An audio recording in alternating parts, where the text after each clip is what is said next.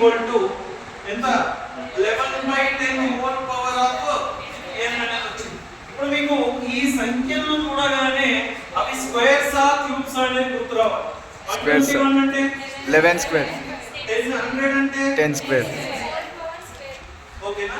అంటే దీన్ని నేను ఎలా రాసుకోవచ్చు? దీనికి అనుగుణంగా దీన్ని రాయొచ్చా లేదా?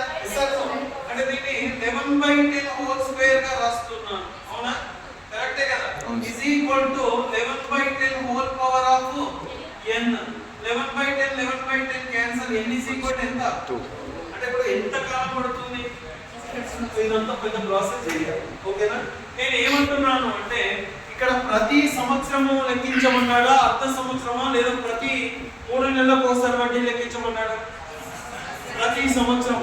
ప్రతి సంవత్సరం ఉన్నప్పుడు కాలం కనుక్కోవాలి అంటే ఏమని చెప్పాను? n is equal to a by p. So n is equal to a అంటే ఎంత? p అంటే 6000. 0 0 క్యాన్సిల్. మళ్ళీ సేమ్. ఇది ఎన్ని సార్లు పోతుంది? 100 సార్లు. ఇది 121. అవునా? అంటే ఒకవేళ ఇది వర్గము అవుతనేమో 2 అని రాసుకోండి, ఘనము క్యూబ్ అవుతనేమో 3 అని రాసుకోండి. ఓకేనా? అంటే ఇప్పుడు ఇది స్క్వేర్ ఆ క్యూబా? స్క్వేర్. కాబట్టి ఇప్పుడు నేను దీన్ని ఏమని రాయొచ్చు? 2 గా రాస్తున్నాను. అంటే ఎంత కాలం పడుతుంది అతనికి? 6000 రూపాయలు కాస్త 7265 రూపాయలు మొత్తం కావడానికి అతనికి ఎంత కాలం పడుతుందమ్మా? కేవలం 2 సంవత్సరాలు.